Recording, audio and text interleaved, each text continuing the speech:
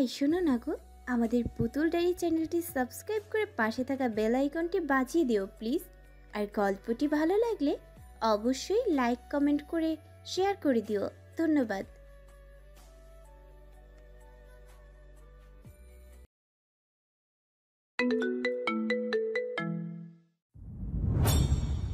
তুই সুন্দর, তবে সেই সৌন্দর্য শুধুই আমার জন্য। খোদার কসম, তোকে আজ জ্যান্ত মাটি চাপা দিয়ে দিলাম। শুধু আমার অধিকার হারানোর ভয়টাই আমায় আটকাচ্ছে। আমাদের বুকের ভেতরটা ছ্যাদ করে উঠল। বিহবল দৃষ্টিতে রিচার্ডের দিকে তাকালো, চোখে ঝলমলে কৌতূহলের ছায়া। কিসের অধিকার? কথাটা শেষ করার আগেই কোনো সাবধানী বাণী ছাড়াই রিচার্ড আবারও ছাপিয়ে পড়ল এলিজাবেথের উন্মুক্ত কাঁধের উপর। এবার আর মুখ চেপে ধরল না, বরং এলিজাবেথ নিজের মুখ চেপে ধরল দু হাত দিয়ে। চোখ বন্ধ করে চেষ্টা করছিল নিজেকে সংযত রাখতে। এতক্ষণে গিয়ে এলিজাবেথ বুঝতে পারল রিচার্ডের এত ক্রোধের কারণ। আজ এলিজাবেথ অফ শোল্ডার টপ পরেছিল। লাল ঘন রেশমি চুলগুলো তালুর উপরে চূড়ো করে বাঁধা ছিল, ফলস্বরূপ কাঁধ ও পিঠের বড় একটা অংশ ছিল উন্মুক্ত। যদিও এলিজাবেথের কাঁধে ছিল ওভারকোট, তবু ইচ্ছাকৃতভাবে সেটা খুলে রেখে পাশে রেখে দিয়েছিল রিচার্ডকে একটু চালানোর জন্য। এক প্রকার খুনসুটির মতন, কিন্তু জ্বালাতে গিয়ে যে নিজেই জ্বলে যাবে সেটা কল্পনাতে তো আনিনি এলিজাবেথ। এখন মনে হচ্ছে খেলাটা বোধহয় একটু বেশি দূরে চলে গেছে। এবারও রক্ত ঝরিয়ে ছাড়ল রিচার্ড। এলিজাবেথ বিষাদে ভরা চোখে তাকিয়ে আছে রিচার্ডের নীল মরিচিকার মায়াবী চোখে। শান্ত নদীর মতো মন্থর শিথিলতা তলিয়ে গেল রিচার্ডের ক্রোধ মুহূর্তে। ওর সমুদ্রের গহীন রহস্যে লুকানো দৃষ্টি চলে গেল এলিজাবেথের চেরির মতো টসটসে ঠোঁটে। নিষ্প্রভ দ্বিধাহীন দৃষ্টিতে চেয়ে রইল রিচার্ড, চোখে এক ধরনের নীরব আকাঙ্ক্ষা। ধীরে ধীরে এলিজাবেথের উষ্ঠপুটের দিকে এগিয়ে গেল রিচার্ড। তৎক্ষণাৎ মুখ ফিরিয়ে নিল এলিজাবেথ। রিচার্ড তুষ্ট হেসে মুচকি হাসি হাসল, তবে আজ আর জোর করল না।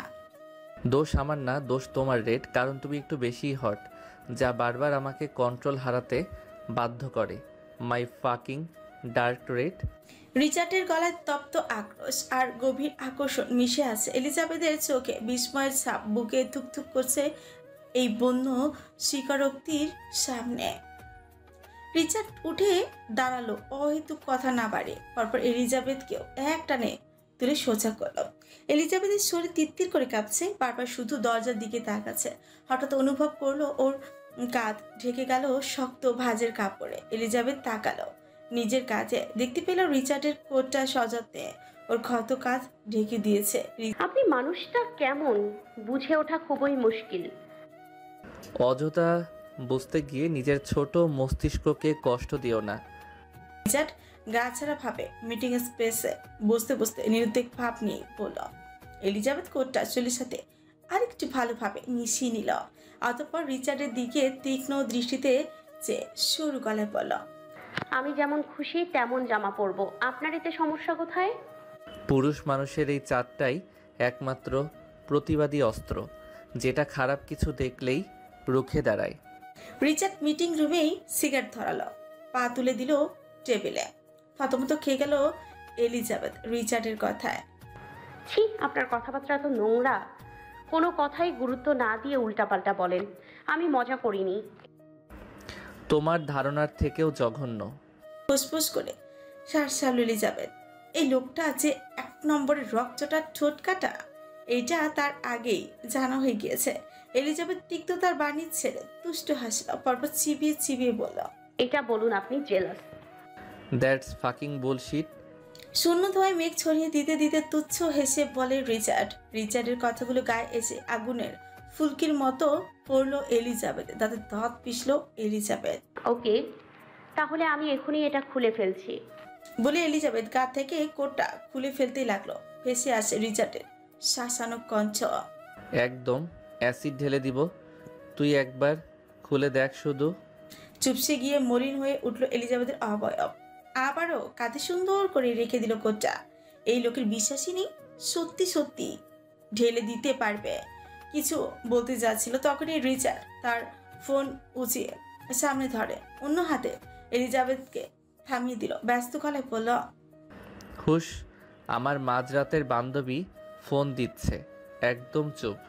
অযাচিত কারণে এলিজাবেথের বিক্ষোভে পারদ জ্বলে উঠল। এলিজাবেথ তেড়ে গিয়ে কিছু বলতেই যাবে, তার আগেই মাঝপথে রিচার্ড এক হাতে টাইপিং করতে করতে অপর হাত দিয়ে একটা চাবি ছুড়ে দিল। এলিজাবেথ চমকালো, ধরতে সক্ষম হয় চাবিটি। কিছু বলতে যাবে তার আগে লারা, স্টিফেন ওরা ভেতরে চলে আসলো। এলিজাবেথ গুটিয়ে নেয় নিজেকে, তাকবীর আসার জন্য অপেক্ষা করছে। অপরদিকে ভাঁজ সুকুঞ্চিত কপালে দাঁড়িয়ে আছে তাকবীর, পাশের চিন্তামগ্ন রেয়ান। হঠাৎ তাকবীর কিছু মনে হতে স্বস্তি নিঃশ্বাস ছেড়ে বলল, চিন্তা করো না রিয়ান, অফিস আমি আগে থেকে খালি করে রেখেছিলাম, আর বাকিটা আব্বা সামলে নেবে। ভিতরে চলো, তোমার ম্যাম একা আছে। এরিকাজ তার টিম নিয়ে বিট টেক্সটাইলের রেড দিতে গিয়েছিল। সেই খবর পেয়ে রেয়ান দ্রুত তাকবীরকে ডেকে নিয়েছিল। তবে তাকবীর দক্ষ খেলোয়াড়, সে এমন কেউ নয় যে সহজে তার চিহ্ন ফেলে আসে। কিন্তু এক জায়গায় তাকবীর এখনো দ্বিধায়, সব কিছু ফেলে বিট টেক্সটাইলকে কেন তাদের প্রথম টার্গেট বানানো হলো। যতই ভাবুক বেশিক্ষণ সময় নিল না তাকবীর, পায়ের গতি বাড়িয়ে সরাসরি ভেতরে প্রবেশ করলো। কিন্তু ভেতরে ঢুকেই চোখ গিয়ে পড়লো এলিজাবেথের কাঁধে ঝুলে থাকা রিচার্ডের কোটের উপর। মুহূর্তেই হাত মুষ্টিবদ্ধ হয়ে উঠল। এলিজাবেথও তাকবীরের জন্য অপেক্ষা করছিল, এখনো পর্যন্ত বসেনি চেয়ারে। তাকবীর ধীরে এগিয়ে গেল এলিজাবেথের কাছে, নিচু স্বরে বলল, ওটা খুলে ফেলে রেখেছি। এলিজাবেথও দ্বিধা ও সংকোচের মাঝে একবার চোখ বুলালো সামনে। সবাই তাদের দিকে তাকিয়ে আছে, তাদের মাঝে লারার চোখে একরাশ তিক্ততা। এলিজাবেথ বুঝতে পারছে এই মুহূর্তে কোটটি গা থেকে স্বর্ণমানে নিজের ক্ষত স্থানগুলোর সকলের সামনে উন্মোচন করা। এমন লজ্জাজনক মুহূর্তে এসে পড়তেই চায় না। তাকবীরের দিকে চেয়ে এলিজাবেথ জোরপূর্বক মৃদু হাসি দিল এবং বলল, থাকুক না। তাকবীর ভেতর আঘাত পেল, আর কিচ্ছু বলল না। টেবিলের ভেতর থেকে চেয়ারের অর্ধেক অংশ বের করে এলিজাবেথকে সসম্মানে বসতে দিল। এলিজাবেথ চুপচাপ বসে গেল। তাকবীর বসলো এলিজাবেথের পাশে। লারার আগেই আগ বাড়িয়ে গিয়ে রিচার্ডের পাশে স্থান দখল করে নিয়েছিল। রিচার্ড ফোনের দিকে একদৃষ্টিতে চেয়ে স্মোক করছিল। স্টিফেন রিচার্ডের দিকে তাকে ছোট্ট করে বলল, মিস্টার কায়নাত প্লিজ। রিচার্ড স্টিফেনের কথাকে পাত্তা না দিয়ে আরেকটি সিগারেট ধরালো।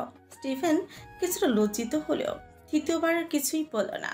বিজনেসম্যান রিচার্ড কায়নাতে যে আরও একটা পরিচয় আছে, আর সেই পরিচয় যে কতটা বর্বর আর ভয়ঙ্কর তা সকলেই অবগত। দ্বিতীয়বার আরও কিছু বলল না স্টিফেন। যথারীতি মিটিং শুরু হলো। প্রথমে লারা প্রেজেন্টেশন শুরু করলো। মিলিয়ন মিলিয়ন টাকার ডিল ছিল এটি, এবং সকলের প্রস্তুতিও ছিল সেরার থেকে সেরা। লারার পর তাকবীর তার প্রজেক্টের দেখাতে শুরু করলো। সবার চোখে গাম্ভীর্য, তবে রিচার্ড একদমই ভিন্ন। সেই কখন থেকে এক মনে ফোনে কিছু না কিছু টিপেই যাচ্ছে। এদিকে লারা যে তাকে চোখে গিলে খাচ্ছে, সেদিকে কোনো খেয়ালই নেই।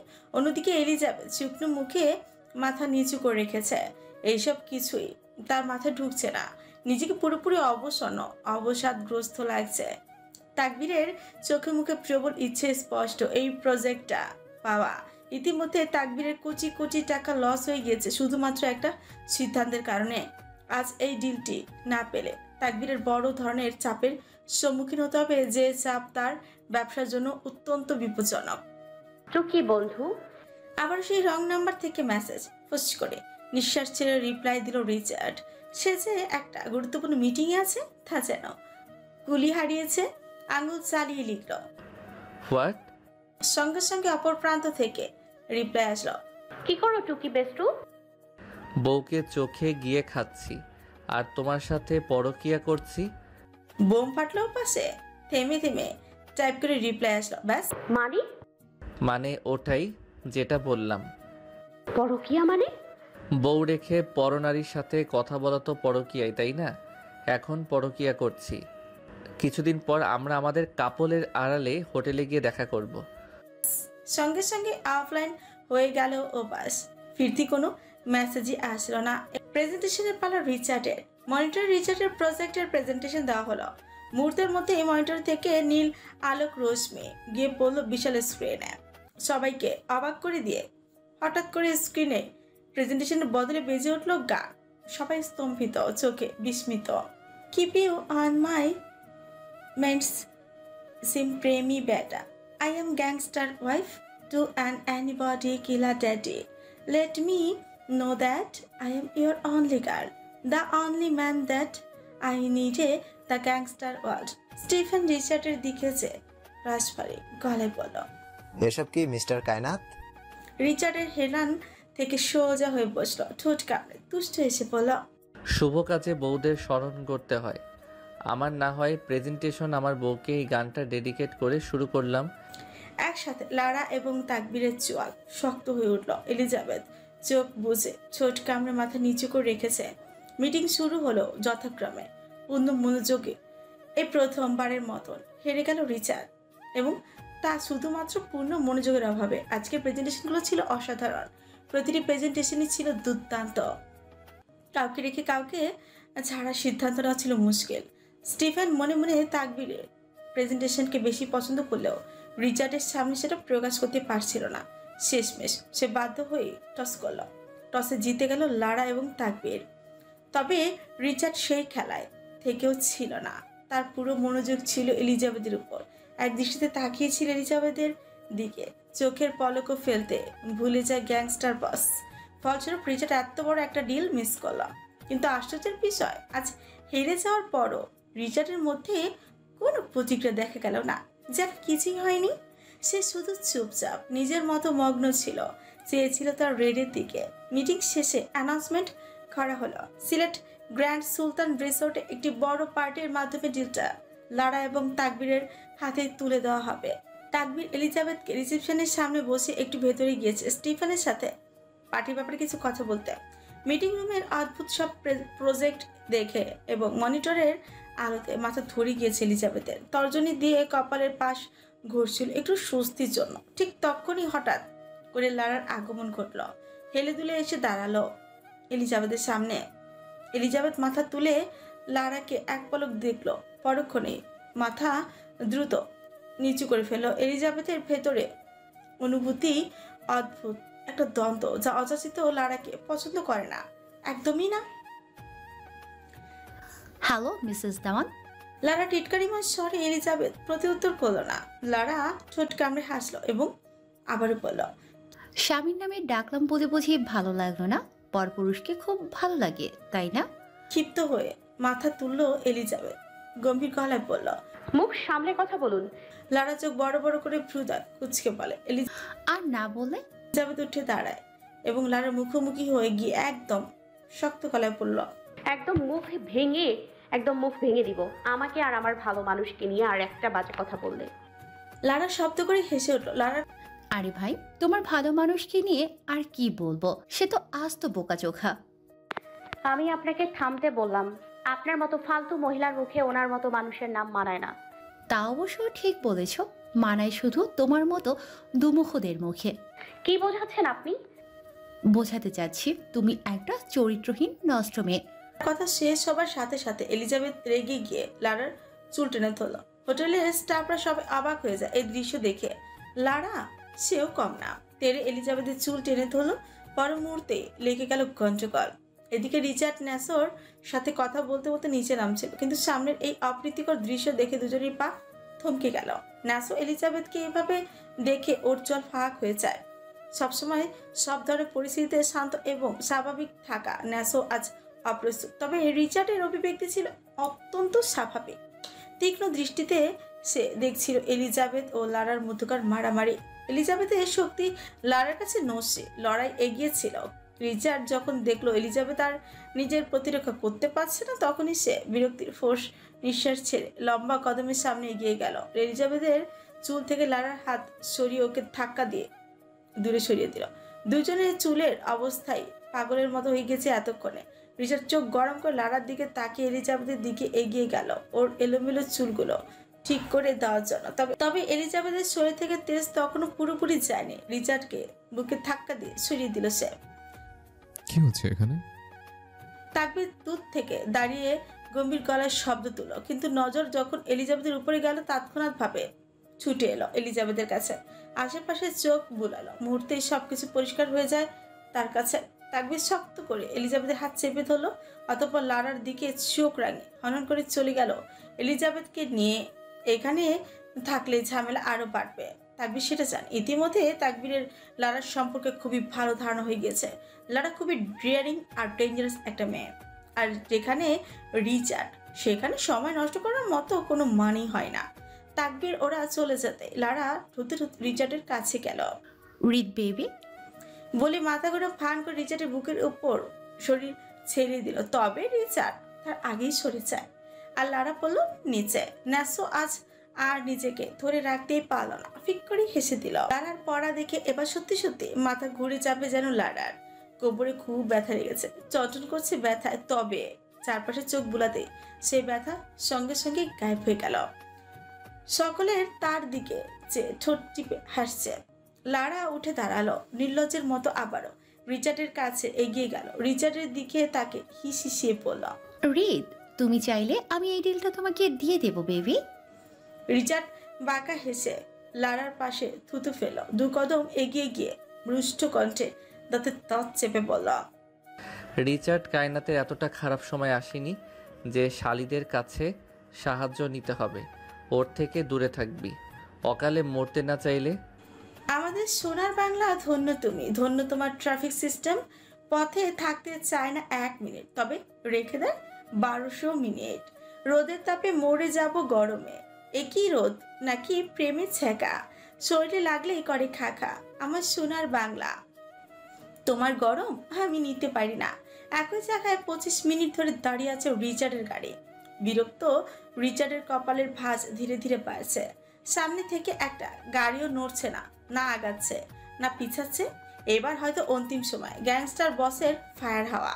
আইটাই করতে করতে হঠাৎ রিচার্ডের চোখ গেল একটা শোরুমে। কাচের গ্লাস গলিয়ে দেখা যাচ্ছে একটা সাদা কালো সংমিশ্রণের গাউন। হঠাৎ করেই রিচার্ডের দৃষ্টি স্থির হয়ে গেল জামাটার উপর। ঘাড় ঘুরিয়ে নিখুঁতভাবে পর্যবেক্ষণ করতে থাকলো ড্রেসটা। এরই মাঝে দীর্ঘ সময় পর জ্যামের সমাপ্তি ঘটল। গাড়ি ছেড়ে ছুটে গেল বাগান বাড়ির উদ্দেশ্যে। রিচার্ডের মনেও কিছুটা শিথিলতা এলো, তবে ভেতরে কোথাও একটা চাপ অব্যাহত রয়ে গেল। পৃথিবীর সবচেয়ে আজব প্রাণী হলো গ্যাংস্টার বস রিচার্ড কায়নাত, যে সময়ের ব্যাপারে খুবই কড়া, কিন্তু অন্যদের সময়ের প্রতি তার কোনো মূল্য নেই। যেমন এখন রাত 3টা বাজে। এই মধ্যরাতে সবাইকে জরুরি তলবে ডেকে আনলো লিভিং রুমে, এমনকি ইবরাতকেও।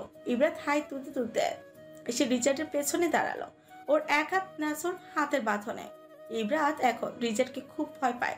আগে অবশ্য ভয় পেত, কিন্তু ন্যাসোর কাছে থেকে রিচার্ডের নামে ভয়ঙ্কর ভয়ঙ্কর কথা শুনে এখন রিচার্ডকে জমের মতো ভয় পায়। যদিও রিচার্ডের সামনে তার একদমই পড়া হয় না, তবুও রিচার্ডের মুখ থেকে প্রথমবার নিজের নাম শুনে ইবরাত আবারও চমকে উঠল।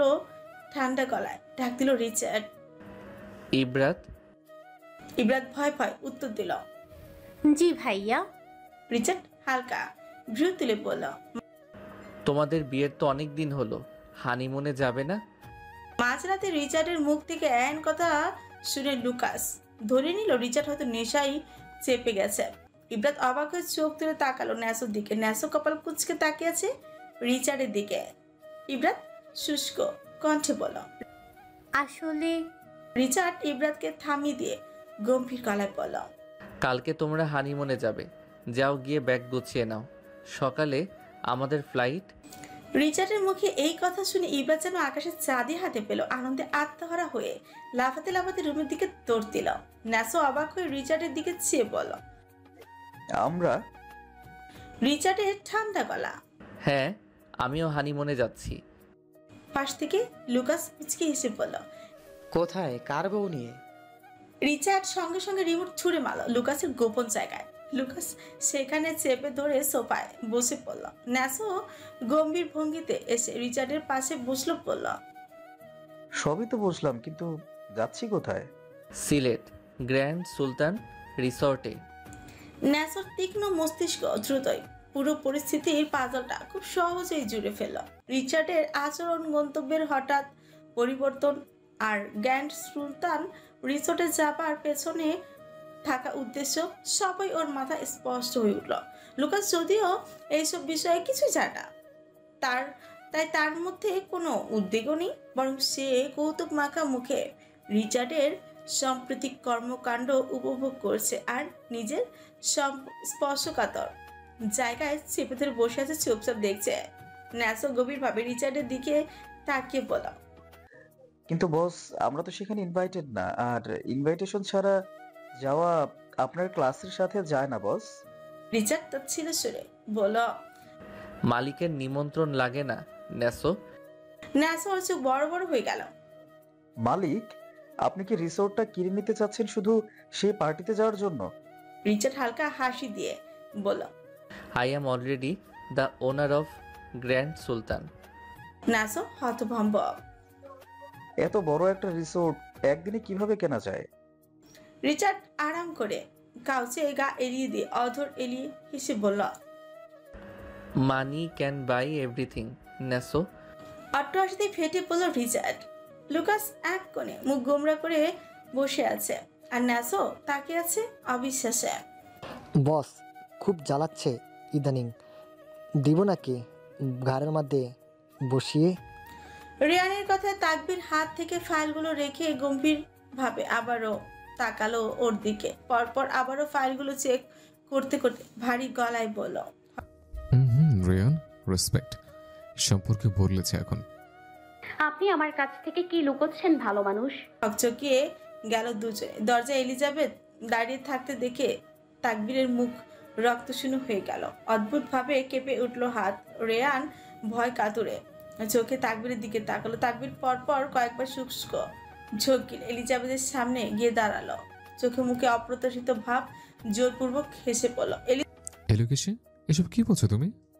ওইগুলো কি? এলিজাবেথ দৃঢ় কণ্ঠে বলে, শক্ত হাতে আঙুল তুলে দেখালো সেই রহস্যময় ঘরের দিকে। তাকবীরের দৃষ্টি সেই দিকে যেতে চোখ ছলছে উঠল উত্তেজনায়। দরজার তালা খোলা, তাহলে কি অবশ্যই ভেদ হতে চলেছে সেই ভয়ঙ্কর ঘরের রহস্য? তাকবীরের মস্তিষ্ক কোনো অতল গহ্বরে কর্কশ শব্দ বাজতে শুরু হয়। কিছু ভয়ঙ্কর আর্তনাদ ভেসে আসছে স্মৃতির গহীন থেকে। ধীরে ধীরে শরীরের প্রতিটি কোষ ফেটে পড়তে শুরু করলো অদ্ভুত এক আতঙ্কে। ঠিক তখনই এলিজাবেথ তাকবীরের হাত শক্ত করে টেনে ধরে নিতে লাগলো সেই রহস্য মোড়া ঘরের দিকে। ঘরের দিকে পা দিতেই তাকবীরের শির দাঁড়াবে ঠান্ডা স্রোত নেমে গেল। এই ঘর যেন মৃত্যুর চেয়ে বেশি ভয়ানক কিছু, কোনো সাইকোপ্যাথের নিজের হাতে করা জাহান্নাম। অন্ধকারে ঢেকে থাকা চার দেয়াল, আলো বলতে শুধু একটা ড্রিম লাইটের বিষাক্ত নিয়ন আভা, যা ঘরের বিভৎসতাকে আরো তীক্ষ্ণ করে তুলেছে। দেয়াল জুড়ে শুকনো রক্তের লম্বা লম্বা ছোপ, যেন এখানে কেউ নিজেকে আঘাত করে তিলে তিলে শেষ হয়েছে। রক্তাক্ত দেয়ালে ঝুলানো মস্ত একটা পেইন্টিং, ছোট্ট ছোট্ট আরও রয়েছে। পেইন্টিংগুলো সাধারণ নয়, এক একটা মানসিক বিকৃতির বাস্তব রূপ। সবচেয়ে ভয়ঙ্কর সেই বিশাল চিত্রকর্ম, এক মায়ের বিবর্ণ মৃতদেহ, তার দুপায়ের মাঝে সদ্যজাত শিশুর রক্তাক্ত শরীর। এই সেই ছবির পেইন্টিং, যেই ছবি এলিজাবেথ তাকবীর বালিশের নিচে পেয়েছিল। ছবিটা এতটাই জীবন্ত যে মনে হয় একটু আগে তাদের আত্মচিৎকার এখান থেকেই ভেসে এসেছিল। সেই দিকে তাকালেই এলিজাবেথের বুকটা ফেটে কান্না আসে। মেঝেতে ছড়ানো শত শত ঘুমের ঔষধের খালি পাতা আর ইঞ্জেকশনের সিরিঞ্জ, চারপাশে পচা গন্ধ আর বাতাসে ভাসমান স্যাঁতস্যাঁতে ভাব। এই ঘরের গুপ্ত কোনো জঘন্য অপরাধের সাক্ষী হয়ে আছে। ঘরের প্রতিটি কোণ, প্রতিটি দাগ, প্রতিটি ছায়া যেন একটাই কথা বলছে, এখানে কিছু এক সময় এত ভয়াবহ কিছু ঘটেছে যা মনে রাখারও সাহস হয় না। মাঝখানে রাখা ছোট্ট একটা টেবিল, তার উপর ধুলো মাখা মাকড়সার জালে ঢেকে থাকা পুরনো এক টেপ রেকর্ডার। ময়লা বস্তু স্তূপ পড়েছে টেপ রেকর্ডারের ওপর। আসবাবপত্র বলতে শুধু একটা ছোট্ট টেবিলই রয়েছে এই কক্ষে। টেবিলের পাশে ছড়িয়ে ছিটে আছে কিছু ছেঁড়া কাগজ, তাতে অসম্পূর্ণ বাক্য। আকস্মাৎ তাকবীরে শক্ত করে চেপে ধরে এলিজাবেথের হাত টেনে ধরে হিড়হিড় করে বেরিয়ে আসে সেই অভিশপ্ত কক্ষ থেকে। এলিজাবেথ অপ্রস্তুত হয়ে গেল তাকবীর এমন উগ্র আচরণ। তাকবীর এলিজাবেথকে টেনে ওর রুমে কাছে নিয়ে গেল। এলিজাবেথ ঝাড়া মেরে নিজের হাত ছাড়িয়ে নিল, বিস্মিত কণ্ঠে আওয়াজ তুলল, এসবের মানে কি ভালো মানুষ? আপনি কি লুকোচ্ছেন ওই ঘরটায়? তাকবীরের চোখের মণি রক্তিম ধারণ করেছে, ঘূর্ণির পাকের পড়েছে মস্তিষ্ক, বেড়ে গিয়েছে শরীরের রক্ত সঞ্চালন, কণ্ঠে দণ্ডায়মান হয় মস্ত বড় প্রাচীর। কথায় আসছে না কণ্ঠ গহ্বর থেকে। তাকবীরের নীরবতা এলিজাবেথের ভিতর সন্দেহের সঞ্চালন আরো বাড়ায়। আপনি চুপ করে থাকবেন না। এলিগেশে প্লিজ রুমে যাও, এই বিষয়ে আমি কোনো কথা বলতে চাচ্ছি না। এলিজাবেথের কথার পারদে তাকবীর একটা বাক্য আরো বহু কসরতে। এলিজাবেথের কণ্ঠ আরো গম্ভীর হলো। আপনি আমাকে সত্যিটা খুলে বলুন, এই ঘরের রহস্য কি? আর সেই ভয়ঙ্কর ছবিটা ওখানে সাজিয়ে রাখার মানেই বা কি? কে ওই মহিলা আর কে ওই বাচ্চা? তাদের এভাবে মেরে ফেলা হলো কেন? তাকবীরের কণ্ঠ যেন কোনো অন্তহীন গহ্বরে হারিয়ে গিয়েছে। খাদ মেশানো বিষণ্ণ স্বরে শুধু বলল। এলিগেশে প্লিজ। এলিজাবেথের জিদ্দি গলা সমস্ত ঘরের ভারী নীরবতাকে ভেঙে দিল। আপনাকে সত্যিটা বলতেই হবে আজ, আর লুকোবেন না। তাকবীরের চোখে অদ্ভুত এক শূন্যতা। দীর্ঘশ্বাস ফেলতে ফেলতে বলল, সব সত্য শুনতে নেই, কিছু সত্য অতীতে চেপে রেখে আসতে হয়, না হলে সে অতীতের করুণ বর্ণনায় ভবিষ্যৎ তলিয়ে যায়। মানে? সবার জীবনে কিছু দুঃখ থাকে, এমন কিছু যা কখনো কাউকে বলা যায় না। আমার আছে, প্লিজ আমি আমার মতো করে ছেড়ে দাও। এটা আমার এমন এক দুনিয়া যেখানে কেউ নেই, কারো জায়গা নেই। তুমি এখানে নেই, ছেলেও না, আর এই দুঃখের ভারেই কারো ক্ষতি হবে না। এখানে কেবল আমি আছি একা, তাই বলছি দয়া করে আমার সেই দুনিয়ায় পা রেখো না। ওই দরজা বন্ধ, যদি জোর ঢুকতে চাও আমি ভেঙে পড়বো, আমি সহ্য করতে পারবো না। প্লিজ আমাকে একা থাকতে দাও। থেমে পরপর কয়েকবার দীর্ঘশ্বাস ফেলে বলল। আবারও বলছে আমার সেই দুনিয়ায় কারোর সাথে সম্পর্ক নেই। দীর্ঘশ্বাসে মোড়ানো কথাগুলো শেষ করে তাকবীর এক মুহূর্ত দাঁড়ালো না, এলোমেলো পা ফেলে চলে গেল। এলিজাবেথ স্তব্ধ হয়ে দাঁড়িয়ে রইল। তার হাতে ছিল সেই চাবি যেটি রিচার্ড কাল তাকে দিয়েছিল। এলিজাবেথ জানতো না এই চাবি ওই দরজার চাবি। যদি আজ কৌতূহলবশত চাবিটা তালায় না লাগিয়ে দেখতো, তবুও এলিজাবেথের মনের ভিতর কৌতূহলের অজস্র প্রশ্ন রয়ে গেল। তাকবীর এক প্রকার এলিজাবেথের থেকে পালিয়ে নিচে চলে আসে। এসেই সোফায় গা ছেড়ে দিল, ঠোঁট গোল করে ছাড়তে থাকে বড় বড় নিঃশ্বাস। এগুলো ভেতরে আটকে রাখা নিঃশ্বাস, যা এতক্ষণ সে ভেতরে আটকে রেখেছিল। আচানক দীর্ঘশ্বাসের সাথে চোখ দিয়ে বেরিয়ে আসে দুফোঁটা জল। তাকবীর বা হাতের বুকে শক্ত করে চেপে ধরে সেই জায়গাটা যেখানে ঝড় উঠেছে, জ্বলে পুড়ে ছারকার হয়ে যাচ্ছে। পরক্ষণে তাকবীরের মনে পড়ে গেল সে পুরুষ মানুষ। তাকবীর সবসময় শক্ত আবরণের পর্দা গায়ে চাপিয়ে রাখতে হবে।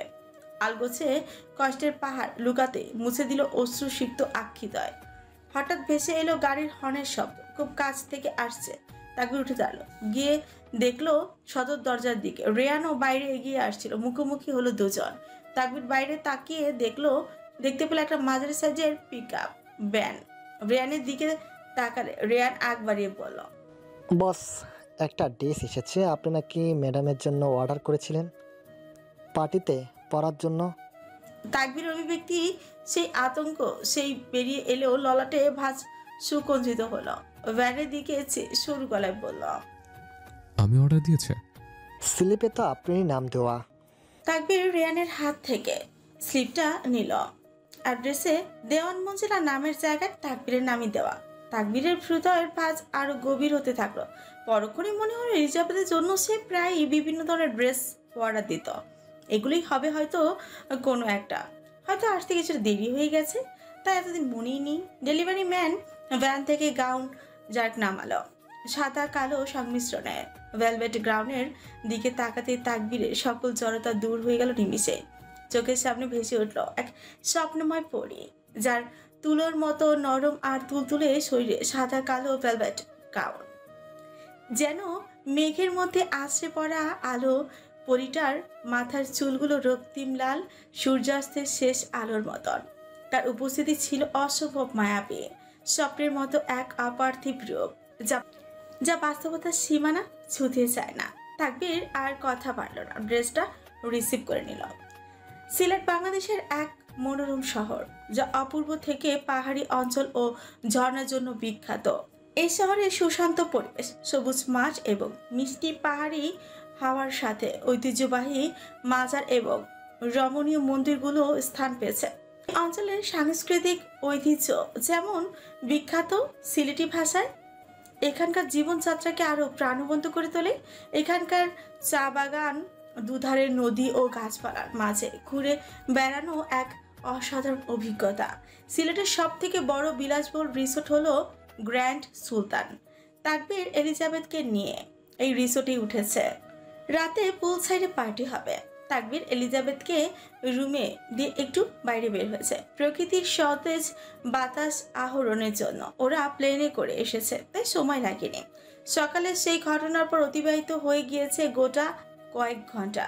এরপর এলিজাবেথ তাকবীরকে ওই বিষয়ে কোনো প্রশ্ন করেনি। তাকবীরের ভেতর অস্বস্তি, এক অব্যক্ত কষ্ট যা অতীতের ভয়ঙ্কর স্মৃতির ভারে চাপা পড়ে থাকে। সেই ভয়াল মুহূর্তগুলো যেগুলো কখনো ভোলার নয়, আবার কখনো তাদের মুখোমুখি হওয়া অসম্ভব। সেই অসহ্য বেদনা, অতীতের সেই লোমহর্ষক মুহূর্তগুলো আবারও নতুন করে তাকবীরের মনকে ছিঁড়ে ফেলেছে। একটু শান্তির জন্য তাকবীর নিজের সঙ্গে এক মুহূর্তে সংযম, যেখানে নিজেকে জানার, বোঝার আর একান্তে শান্তির সন্ধানে হাঁটতে বের হয়েছে। এলিজাবেথকে না নিয়ে বের হওয়ার সিদ্ধান্ত ছিল এক দৃষ্টির সন্ন্যাস, যেখানে বাইরের দুনিয়া থেকে পালিয়ে শুধুই নিজস্বতার মধ্যে ডুব দেওয়ার তীব্র ইচ্ছা। তবে নিস্তব্ধতায় ডুব দেওয়ার কথা থাকলেও আদতে ডুব দেওয়া হয়নি। এখন মস্তিষ্কের গহীনে পাক খাচ্ছে। প্লেনের মধ্যে সেই কথোপকথনগুলো, প্রতিটি শব্দ এখনো মনের মধ্যে জমাট বেঁধে আছে। আমার উপর ঘৃণা টেনে আনুন, আমায় নিয়ে শত ভাবনার মৃত্যু ঘটান। আমি ভুল মানুষ, আমাকে ভুলে গিয়ে অন্য কারোর হয়ে জীবন উপভোগ করুন। এই চাওয়াই নেই প্রাপ্তি। এলিজাবেথের মুখে এমন কথাগুলো শুনে তাকবীরের স্পন্দন এক মুহূর্তের জন্য থমকে যায়। খেই হারিয়ে রক্তশূন্য মুখে এলিজাবেথের দিকে তাকালো। এলিজাবেথের তার দিকে স্তব্ধ চোখে চেয়েছিল। তাকবীরের গলা কাঁপছে, ভারী হয়ে উঠেছে কথাগুলো। এসব কি বলছে লোকেশে? এলিজাবেথ এক টুকরো শূন্যতা নিয়ে বলল, বাস্তবতা মেনে নিন ভালো মানুষ, এতে জীবন অনেক সহজ হবে। আমাদের কাছে এখন সবকিছু স্পষ্ট। আমরা দুজন দুই প্রান্তে আছি, আমাদের ভাগ্যে এক হওয়া নেই। তাকবীর মুচকি হাসতে চেষ্টা করলো, কিন্তু তার হাসি ক্ষীণ হয়ে আসে। ফিজেল হেসে প্রকম্পিত সরি বলল, যেখানে তুমি আমাকে ভালোবাসেনি সেখানে তোমাকে পাওয়ার স্বপ্ন দেখা তো শুধু বিলাসিতা। এলিজাবেথের চোখ থেকে দুফোঁটা পানি গড়িয়ে পড়ল। হঠাৎ করে হুড়হুড় করে কেঁদে উঠল, চোখের অশ্রু থামিয়ে বলল, আমাকে ক্ষমা করবেন ভালো মানুষ। সবকিছুর ওপর আমি চেষ্টা করেছিলাম, তবে আমাদের ডেস্টিনি ছিল আলাদা। তাকবীরের হৃদয়ের এক অদ্ভুত ব্যথা ঢুকে গেল, যে ব্যথা ওর মন গহীনে ফাটল ধরাতে থাকে। তবে তাকবীর নিজেকে সামলে নিয়ে জোরপূর্বক হাসি দিল। পকেট থেকে রুমাল বের করে স্নেহপূর্ণ দৃষ্টি নিয়ে এগিয়ে দিল এলিজাবেথের দিকে। স্মিত হেসে আন্তরিক গলায় বলল, এই যে তোমার চোখে আমার দুঃখ পানি, এটা আমার প্রাপ্তি। এলিজাবেথের চোখে আরো এক সাগর গড়িয়ে পড়ল। ভালোবাসলেই কি এত মহৎ হতে হয়? এক গভীর শ্বাস নিল তাকবীর, সাবলীল ভাবেই বলল, জানি না, তবে ভালোবাসলে মানুষ সংযম হারায়। যার প্রতি একবার মনে বাসা বাঁধে, ভাগ্যের ফিরে যদি সে অন্য কারোর হয়ে যায়, তবুও মন শুধু তাকিয়ে যায়। হোক না অন্যের স্ত্রী, কারোর পুত্রবধূ, কারোর মা। এলিজাবেথের বুকে হাত চেপে ফ্যাসফ্যাসে আওয়াজে বলল, জীবন সত্যি কখনো কখনো বিশ্রীভাবে ভুল জায়গায় ভুল মানুষের পেছনে চলে যায়। ভালোবাসার অপচয় হয়, কিন্তু হয়তো সেই ভুলগুলোই আমাদের শেখায়, আমাদের সত্যিকারের পথে নিয়ে যায়। তাকবীরের নত দৃষ্টি নিবিষ্ট করে রেখেই মাঝে মাথা ঝাঁকিয়ে এলিজাবেথের কথা এক ধরনের নিরসতা অনুভবই করল। এলিজাবেথ চোখের পানি মুছে সযত্নে মুছতে মুছতে বলল, আমার পাসপোর্ট ঠিক হতে আর কেমন সময় লাগবে? আরো কিছুদিন সময় লাগবে। এলিজাবেথ মুখের পানি সযত্নে মুছতে মুছতে বলল। এতটুকু বলে মাথা তুলে তাকবীর এলিজাবেথের চোখে চোখ রেখে কিছুক্ষণ চেয়ে রইল। এলিজাবেথের শ্রাবণের ধারায় চেয়ে হতাশ স্বরে বলল, সত্যি চলে যাবে? এলিজাবেথ ঠোঁট চেপে সমস্ত আবেগ ভেতরে আটকে রেখে কান্না আটকালো। তারপর এক দীর্ঘ নিঃশ্বাস নিয়ে অসম্ভব অস্থিরতায় বলল, বস। তাকবীর পেছন ফিরে তাকালো। রেয়ান ছুটে তার কাছে আসছে। তাকবীরের পা থামিয়ে দাঁড়ালো, স্বাভাবিক করলো নিজেকে, শক্ত পরতে এঁটে নিল। রেয়ান তাকবীরের সামনে এসে থামলো। হাড় কাঁপানো ঠান্ডা হাওয়ায় শরীর থেকে ঘাম ছুটে গিয়েছে বেচারার। একে তুমি এখানে? তোমাকে না বলেছে তোমার ম্যামের কাছে থাকার জন্য? রেয়ান তাকবীরের সরু স্বরে মিয়ে গেল খানিকটা, মাথা নিচু করে বলল। ম্যাম পাঠালো আমাকে। নিমিষের মধ্যে উধাও হয়ে গেল সকল গম্ভীরতা। দুরন্ত বয়সের চঞ্চল বালকের মতো জলজল করে উঠল তাকবীরের কৃষ্ণ গহ্বর, ছটফুটি উঠল। কেন, কি বলেছে? রেয়ান মাথা নিচু করে ঠোঁট কামড়ে হাসলো তার বসের এহেন আচরণে।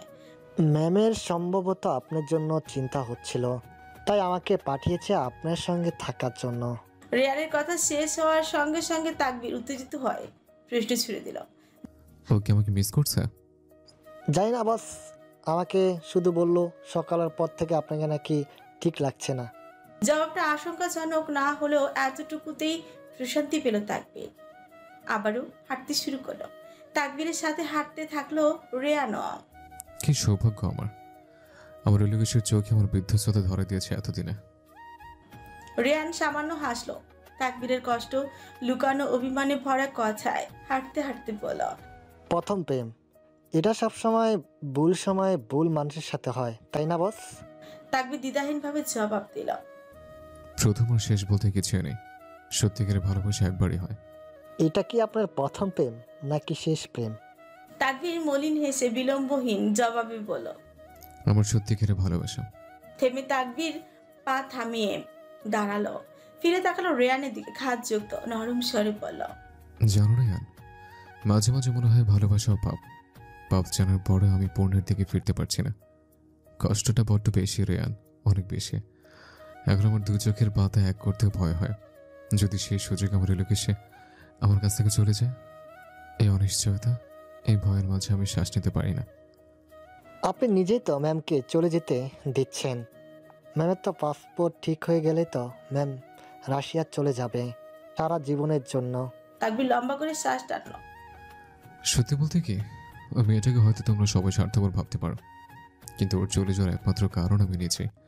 ও জানে আমার সাথে থাকলে আমি ওর মায়ে আরও গভীরভাবে পড়ে যাব, তাই সবকিছু ছেড়ে নিজের পথে চলে যেতে চাচ্ছে আমাকে রক্ষা করার জন্য। রেয়ান চোখ ছোট ছোট করে তাকবীরের দিকে চেয়ে বলল। আপনি এত সহজে ম্যামকে দূরে যেতে দিবেন কেন জানি আমার সেটা বিশ্বাস করতে পারছি না। হাসলো তাকবীর, বলল। নামই হোক বেনামি হোক, ওর সারা জীবনের দায়িত্ব আমি নিয়েছিলাম, আর আমি আমার দায়িত্ব যথাযথভাবে পালন করে যাব। ও চলে যাক রাশিয়া, সমস্যা নেই। এদিকের ঝামেলা শেষ করে আমিও ছুটবো ওই হরণের পিছা। কাছে টেনে না হোক, আমি দূরে থেকে দেখে যাব। রেয়ান ফুস নিঃশ্বাস ছেড়ে বলে। দুইটা জিনিস না হলে খুব ভালো হতো। কি কি? এক, ওই দিন যদি হসপিটালে আগুন না লাগতো তাহলে এতদিনে আপনি আর ম্যাম কাতার থাকতেন হাসি খুশি। দুই, না ম্যাম আপনার জীবনে না আসতো, না আপনি এত বড় সিদ্ধান্ত নিতেন, আর না আপনি এত রিস্কে পড়তেন। তাকবীর ভেজা গলায় অনর্থক হাসি হেসে চাপা স্বরে বলল। এত খারাপ ভাগ্য নিয়ে আর কেউ না জন্মাক। আজ পুরুষ মানুষের গলাও কাঁপছে। তাকবীর জলে জোবানো চোখ রেয়ানের দিকে চেয়ে বলল। এই দুনিয়া আমাদের বেরোনো এত বাধা কেন রেয়ান? রেয়ান কিছুক্ষণ চুপ থেকে বলল। নসিব বলো একটা জিনিস আছে বস, সেটা থাকতে হয়। তাকবীর একটু শান্তি পাচ্ছিল না, সে মাথা ঝাঁকালো, একটু গম্ভীর হয়ে বলে উঠল। শুনেছি দোয়া নাকি ভাগ্য পরিবর্তন করতে পারে। রেয়ান, আমি তো আমার প্রতিটা মনোজাত ওকেই চেয়ে এসছে, তবু আমার সবকিছু কেন এলোমেলো হয়ে যাচ্ছে? রেয়ান খোলা আকাশের পানে চেয়ে বলল। আয়ুষের মালিক তো, আপনিও চেষ্টা চালিয়ে যান, আজ না কাল পেয়ে যাবেন। সঙ্গে সঙ্গে তাকবীর এক বুক আশা নিয়ে তাকালো নীল আকাশে। ভুবন তখন অন্ধকারে আচ্ছন্ন। সন্ধ্যার আলো গাঢ় হতে না হতে তাকবীর ফিরে আসে। কিছুক্ষণের মধ্যে পার্টি শুরু হবে। তাকবীর একটু আগে এলিজাবেথকে তাড়া দিয়ে গেল রেডি হবার জন্য, এবং সাথে করে তখনই সেই গাউনটাও দিয়ে গেল এলিজাবেথকে পার্টিতে পরার জন্য। এলিজাবেথ বিনা বাক্যে নিয়েছিল। সত্যি বলতে ওর নিজেরও পছন্দ হয়েছে গাউনটা, তবে যত সহজে নিয়েছে তত সহজে পরেনি এলিজাবেথ। ওর চোখে মুখে এক ধরনের রহস্যময় হাসি খেলা করে গেল, মাথায় শয়তানি বুদ্ধির ছায়া। ব্যাগ থেকে খুঁজে একটা নেকলেস ড্রেস বের করে বিছানার উপর রাখলো। জামাটা অতি নগণ্য, কাঁধের দিক দিয়ে তো নেই, সেই সাথে নিচ দিয়ে উরু পর্যন্ত। এলিজাবেথ ড্রেসটা আরো ইচ্ছাকৃতভাবে ছোট করে বিছানায় বিছালো। পরপর ছুটতে গিয়ে টেবিল থেকে ফোনটা নিয়ে এসে গোটা কয়েক ছবি তুলে নিল। অতঃপর বেছে বেছে সব থেকে ক্রিঞ্জ ছবিটি সেন্ড করে দিল মায়া ফাদ নামে সেভ করা হোয়াটসঅ্যাপ অ্যাকাউন্টে সাথে লিখে দিল, টুকি বেস্টু, আজ একটা পার্টি আছে, আমি এই ড্রেসটা পরি, সুন্দর না? অপরদিকে রিচার্ডরা রিসোর্টে উঠেছে সবে মাত্র। এসে কেউ আর রেস্ট নেওয়ার সময় পেল না। রিচার্ড তারা লাগিয়ে দেয় রেডি হওয়ার জন্য। প্রত্যেকেই প্রত্যেকের রুমে রেডি হচ্ছে। শাওয়ার শেষে দরজা ঠেলে বাইরে আসে রিচার্ড। কোমরে সাদা তোয়ালে পেঁচানো, সুব্যস্ত শক্তপোক্ত সুঠাম বুক থেকে পানি গড়িয়ে গড়িয়ে নিচে পড়ছে। চুলগুলো এখনো ভেজা এলোমেলো। ভেজা চুলের ফাঁক দিয়ে পানির কণা গড়িয়ে কপালের পাশ বেয়ে নেমে এসেছে। রিচার্ড আর ওর শক্ত পেশিবহুল হাতে তোয়ালের এক কোণা ধরে নিজের গা মুছতেই শুরু করলো। শরীরের প্রতিটি ভাঁজ, প্রতিটি গঠন যেন জীবন্ত হয়ে ফুটে উঠেছে এই মুহূর্তে। উন্মুক্ত ঢেউ খেলানো বুকের মাঝখানেই দেখা যায় নতুন আরেকটি ট্যাটু যুক্ত হয়েছে, তবে তা অতি ক্ষুদ্র। ঘুরিয়ে পেঁচিয়ে কি যেন লেখা। বিছানার অবহেলায় ফেলে রাখা ফোনটাই হঠাৎ টিং করে শব্দ হলো। রিচার্ড গম্ভীর ভঙ্গিতে ফোনটা হাতে নিল। নোটিফিকেশনের চাপ বসাতে নিয়ে গেল বোকা হরিণী নামক অ্যাকাউন্টটায়। আগত ছবি দেখে তুষ্ট হাসলো রিচার্ড। তাকালো বেডের দিকে। পার্টিতে পড়ার সকল জিনিস বেডে গুছিয়ে রাখা ছিল। রিচার্ড সেখান থেকে হরমসের বেলটি হাতে নিয়ে ক্লোজ অ্যাঙ্গেলে ছবি তুলে পাঠিয়ে দিল রিপ্লাই হিসেবে। এদিকে মেসেজের ফিডব্যাক দেখে এলিজাবেথ কাশি উঠে গেল।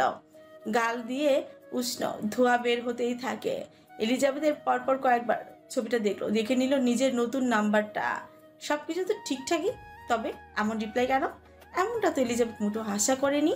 এলিজাবেথ ফোনে চোখ রেখে কয়েকবার মেসেজটা পড়ল। না, এটা রিচার্ড কায়নাতি, যে একটা অচেনা নারীর প্রতি এতটা ডমিনেটিং মনোভাব দেখিয়েছে। কিন্তু এইটা কি আদতে যায় গ্যাংস্টার বসের চরিত্রের সাথে? তবে কি সত্যি রিচার্ড এলিজাবেথকে চিনে ফেলেছে? কিন্তু সেও তো অসম্ভব। এলিজাবেথ তো সিম চেঞ্জ করে নিয়েছিল, এমনকি ভয়েসটা পর্যন্ত। তাহলে কিছুই কি বদলানো সম্ভব হয়নি? এলিজাবেথ গম্ভীর চিন্তায় ডুব দিয়েছিল। এমন সময় রিচার্ডের অ্যাকাউন্ট থেকে আরও একটি মেসেজ আসলো। ডোন্ট ওয়ারি বেবি, আমি সাথে থাকলে এটাও পড়তে হবে না।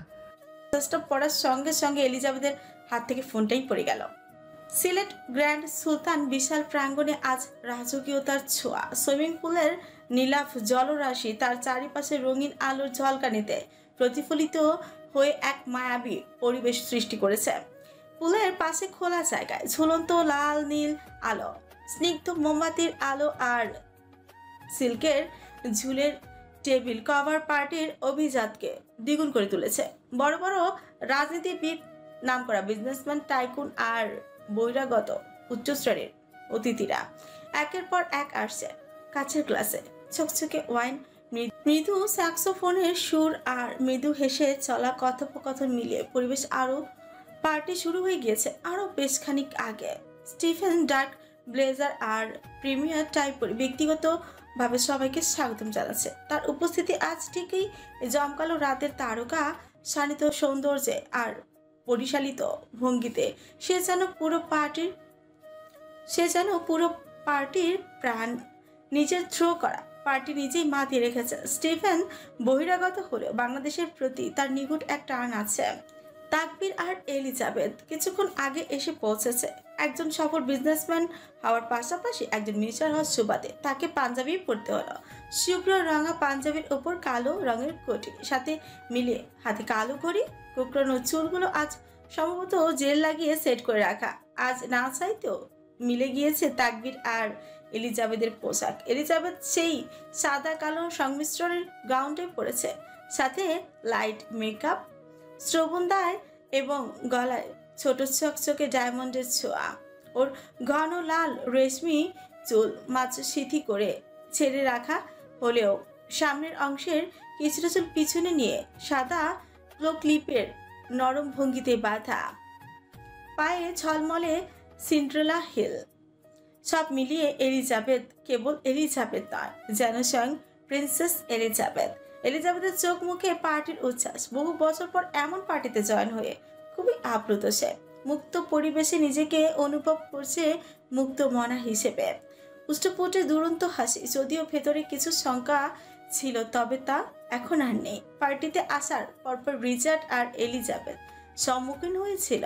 আকস্মিক রিচার্ডকে দেখে এলিজাবেথ কিছুটা হকচকিয়ে গেলেও রিচার্ড ওকে দেখো না দেখার ভান করে চলে গিয়েছে।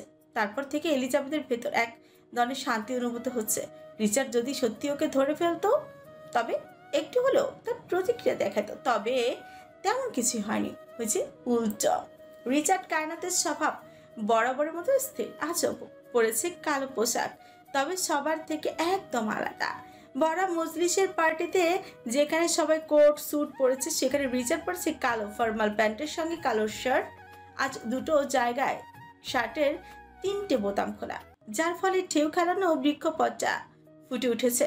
সেই সাথে কোমরের চকচকে হরমোসের বেল্ট গেটআপের সাথে ফিট করে মাথায় ব্রাউন চুলগুলো পরিপাটি করে সেট করা। গোটা খানিক চুল কার্নিশের কোণে আশ্রয় পড়ে আছে। চিবুকে সামাজিকতার কিছু ছোঁয়া থাকলেও গাম্ভীর্য তার উপস্থিতিকে আরো গভীর করেছে। তবু পুরো পার্টির সেন্টার অফ অ্যাটেনশন আজ রিচার্ডে। যে আছে তার দিকে অনেকগুলো চোখ অবাক চোখে। রিচার্ডের সাথে মিলিয়ে লুকাস কালো স্যুট পরলেও নাসো ব্যতিক্রম। তিনি বউয়ের গাউনের সাথে মিলিয়ে গ্রে কালারের স্যুট পরেছে। তবে ভরা পার্টির মাঝে এক অদ্ভুত দৃশ্য বিরাজ করছিল। অন্যদের কোট স্যুটে সাজানো পোশাকের ভিড়ে এক অবাক করা চিত্র ছিল লারা। বিজনেস রিলেটেড পার্টিতে লারা পরেছে স্লিকের হোয়াইট ব্রাইডাল গাউন, মাথায় ব্রাইট ক্রাউন, বরাবরের মতন পায়ে ছিল মস্ত বড় সিলেট হিল। ওর দুধে আলতা গরম এবং সাদা গাউনের সাথে চটি করা লাল লিপস্টিক ছিল এক জটিল চমক। পার্টির আলোয় ঝলমলে হয়ে উঠেছিল লারা, আর তার কয়েক মুহূর্তের উপস্থিতি পুরো পার্টির সমস্ত পুরুষের দৃষ্টি চুরি করে নিয়েছে। মিউজিক বক্সে গান বাজছে, সকলে একে অপরের সাথে আলাপ আলোচনায় ব্যস্ত, কারোর দিকে কারোরই হুঁশ নেই। ইতিমধ্যে সকলে ফোকাল পয়েন্টে এসে উপস্থিত হয়। কিছুক্ষণের মধ্যে অ্যানাউন্সমেন্ট শুরু হবে, যেখানে তাকবীর আর লারার হাতে ডিল ইস্যু তুলে দেওয়া হবে। ঠিক তখনই রিচার্ডকে দেখে একটু ভড়কে গেল স্টিফেন। রিচার্ডের অপ্রত্যাশিত উপস্থিতি তাকে সামান্য হতবাকি করলো, তবে মুহূর্তের মধ্যেই তার পিয়ে জানান দেয় রিচার্ড ইতিমধ্যেই এই রিসোর্টটিকে কিনে নিয়েছে, আর সেই কারণে পার্টির আয়োজন ঠিকঠাক চলছে কিনা তা দেখতে নিজে এসেছে রিচার্ড। স্টিফেন এটি শুনে কিছুটা বিস্মিত হলে ব্যাপারটা বেশি আমলেই নিল না। তার দৃষ্টি আবারও ফিরে গেল অনুষ্ঠানের প্রস্তুতিতে। এলিজাবেথ স্টেজে উঠেনি, পুলের ধারে নির্জন দাঁড়িয়েছিল। হঠাৎ পেছন থেকে কেউ শক্ত করে টেনে ধরল তার হাত। অপ্রত্যাশিত স্পর্শে সারা দেহ শীতল শিহরণ বয়ে গেল। ভয় মিশ্রিত চোখ দ্রুত পেছনে ফিরতে ভয় কাতর চোখ জোড়া জলজল করে উঠল।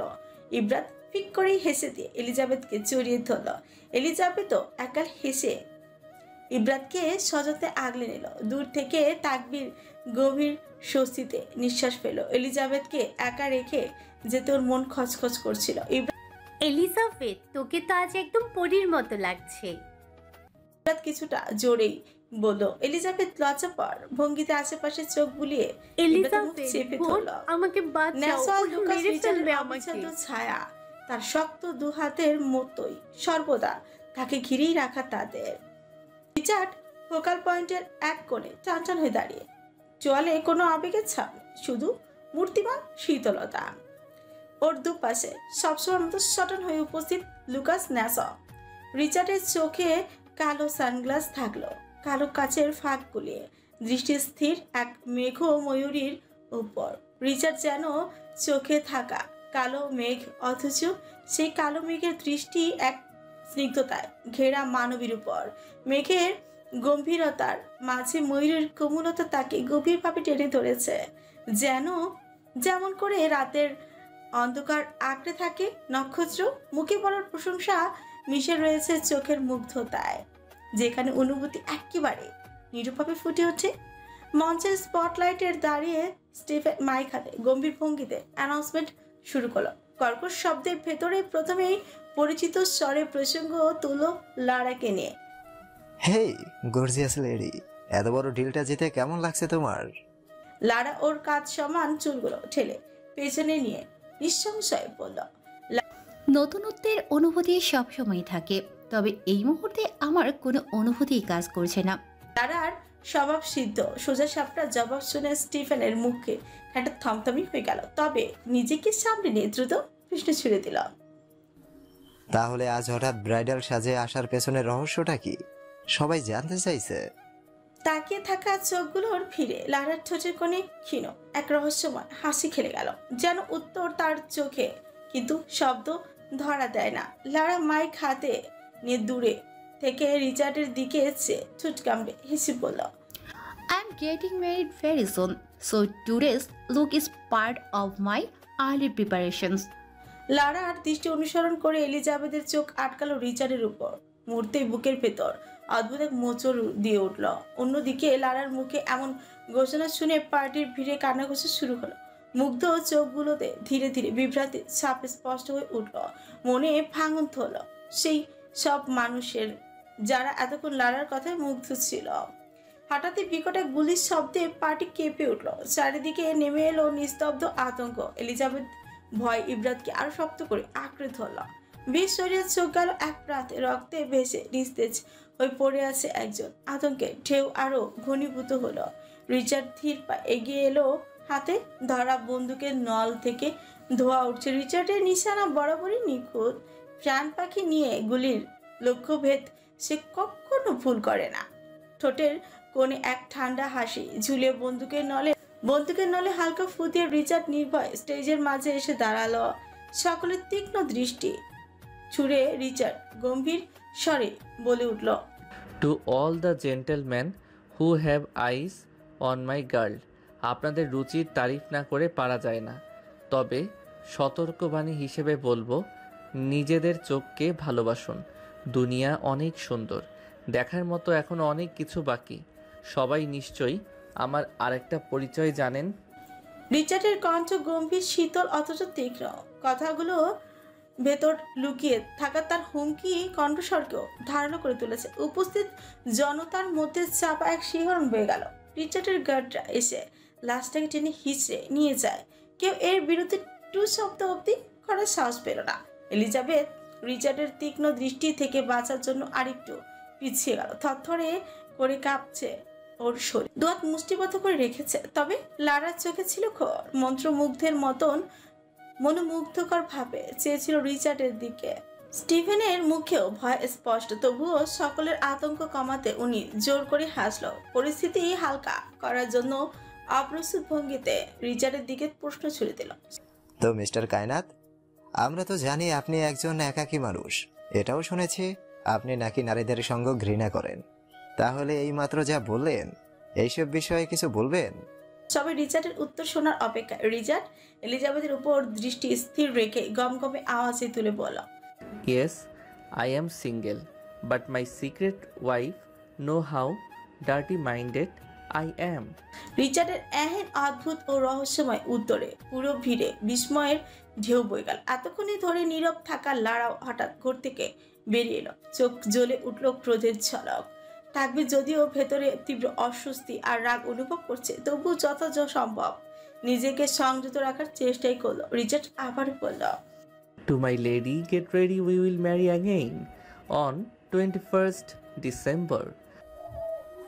বিস্ময় আরেকটি ঢেউ খেলে গেল জনতার মাঝে। স্টিফেন কৌতূহলী হয়ে রিচার্ডের দিকে প্রশ্ন ছুড়ে দিল, হোয়াই 31st ডিসেম্বর?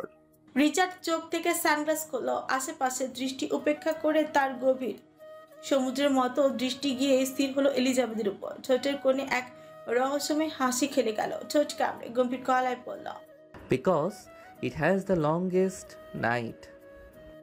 রিচার্ডের কথা শোনা মাত্র এলিজাবেথের তল পেটে নাড়া দিয়ে উঠল, আর এক মুহূর্ত এখানে না দাঁড়িয়ে ছুটে অন্যদিকে চলে যায়। রিচার্ডের তীক্ষ্ণ দৃষ্টি ওর ভেতরটাকে আরো এলোমেলো করে দিচ্ছে। অন্যদিকে তাকবীর আর লারার অভিব্যক্তি একই রকম, চাপা রাগ আর বিস্ফোরণের অপেক্ষা। উপস্থিত সবাই প্রাপ্তবয়স্ক হলেও রিচার্ডের লাগামহীন মন্তব্যে লজ্জায় মিয়ে গেল সকলে। স্টিফেন যদিও একজন বিদেশি, তবু রিচার্ডের এমন কথা শুনে কিছুটা ভরকেই গেল। পরিস্থিতি সামলাতে সে কথার মোড় ঘুরিয়ে তাকবীরের দিকে প্রশ্ন করল, মিস্টার বীর, সকলের ভবিষ্যৎ পরিকল্পনা তো জানা হলো, আপনার কি প্ল্যান? কদিন পরেই তো নতুন বছর। তাকবীর ভেতরের অস্থিরতা চাপা দিয়ে আন্তরিকভাবে হেসে উঠল। কথার জবাবে প্রথমে একবার এলিজাবেথ যেখানে ছিল সেই শূন্য স্থানে চেয়ে থেকে মৃদু হেসে বলল, নতুন বছর আর কি হবে, নতুন বছর আর কি হবে? আমি তো এখনো সেই 2020 সালে আটকে আছি, সে এক দর্শনার্থে। অ্যানাউন্সমেন্ট শেষ হওয়ার পর ডান্স ফ্লোরের আবহ ছিল উদ্দাম আলো আধারিতে ভেসে যাওয়া আনন্দমুখর মানুষদের নাচে। খানিক বাদে ডিনারের ঘোষণা হবে, তারপর পার্টির সমাপ্তি। রিচার্ড সব কিছু থেকে বিচ্ছিন্ন হয়ে উঠল এক অন্য রোমাঞ্চের পথে। হাতে জ্বলন্ত সিগারেট নিয়ে হাঁটতে হাঁটতে গেল রুম নাম্বার 204-এ। রিচার্ড রুমে ঢোকার সঙ্গে সঙ্গে পেছন থেকে চাপা শব্দে দরজাটা লক হয়ে গেল। রিচার্ডের তীক্ষ্ণ মস্তিষ্ক মুহূর্তে বুঝে নিল লারার চালিটা।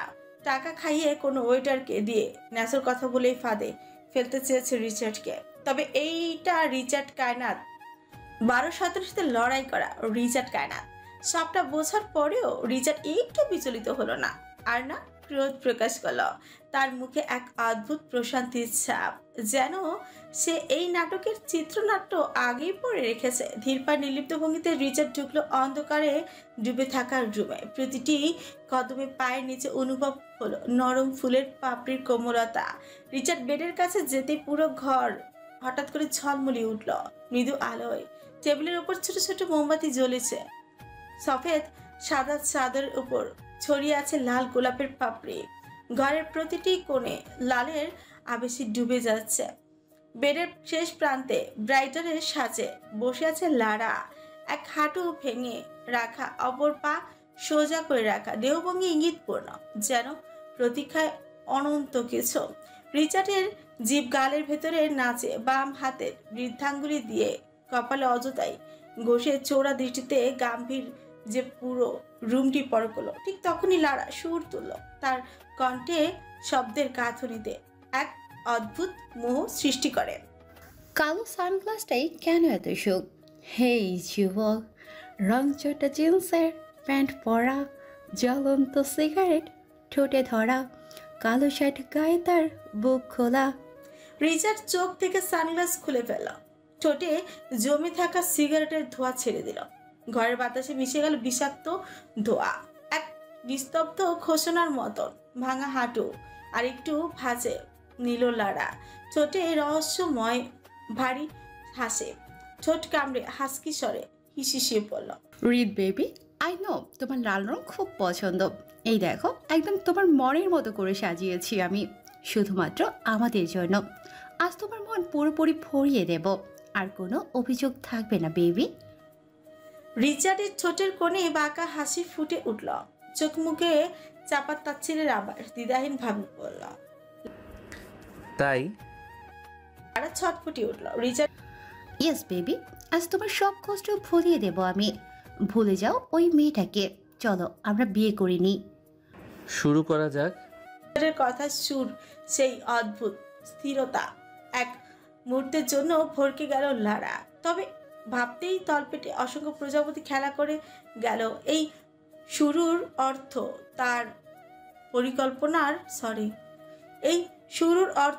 কল্পনার চেয়েও গভীর আর বিপজ্জনক কিছু হতে চলেছে, যা ছিল নেহাতি তার স্বপ্ন। লারাকে আরো অবাক করে দিয়ে রিচার্ড আগ বাড়িয়ে শার্টের বোতামই খুলতে থাকে। আশ্চর্য, খুবই অবাক হচ্ছে লারা আজ রিচার্ডের কাণ্ডে, তবে যা ছিল নিতান্তই ক্ষণস্থায়ী। শার্টের চতুর্থ বোতাম খুলতে উন্মোচিত হলো রিচার্ডের ঢেউ খেলানো বুকের মাঝখানে ইটালিয়ান ভাষায় লেখা সে পেঁচানো শব্দ হলো। লারার চোখ স্থির হয়ে গেল সেখানে। একজন ইটালিয়ান হয়ে সেই শব্দের গভীর অর্থ বুঝতে তার বেশি সময় লাগলো না। মুহূর্তে লারার মুখের রং বদলে গেল, সব আশা মুহূর্তেই জ্বলে পুড়ে ছাই হয়ে গেল। রিচার্ড যে তার ছলনার খেলাকে শুরুতেই ধরে ফেলেছিল তা স্পষ্টই হয়ে গেল। ঠোঁট কাঁপলো, চোখ ভিজে উঠলো, কিন্তু কোনো কান্নার শব্দ বের হলো না। শক্ত করে নিজেকে ধরে রাখলো লারা। গাউনের বুকের অংশের ফিতা, যা পিঠ থেকে শুরু করে নাভির উপরে বাঁধা ছিল, একটানেই খুলে দিল লারা। সঙ্গে সঙ্গে উন্মোচিত হলো শরীরের সামনের অংশ উন্মুক্ত ভাবে। রিচার্ড তৎক্ষণাৎ শক্ত করে চোখ বন্ধ করে ফেলল। তার মুখে তীব্র ঘৃণা আর ক্রোধের ছাপ। চোখ বন্ধ রেখে এই অবস্থায় ঠাটিয়ে একটা চর বসালো লারার গালে। লারা ভারসাম্য হারিয়ে উল্টো ছিটকে এগিয়ে পড়ল। রিচার্ড ক্রোধে উন্মুক্ত হয়ে ব্ল্যাঙ্কেট ছুঁড়ে মারল লারার উন্মুক্ত পিঠে। পরপর হিংস্রভাবে ঝাঁপিয়ে পড়ল লারার উপর। এক হাঁটু বিছানায় গেড়ে ঝুঁকে লারার চুল মুঠোয় নিয়ে টেনে ধরল। চোখে আগুন, গলায় তীব্র ঘৃণার ঝড়। কক্ষ কাঁপিয়ে চিৎকার করলো রিচার্ড। শালি সস্তা, তোদের মতো নটিদের জন্যই নারী সমাজ কলুষিত হয়, সম্মান হারায়। শুধুমাত্র তোদের মতো রাস্তা দিয়ে পর্দা করে হেঁটে যাওয়া মেয়েরাও ইফটিজিকের শিকার হয়।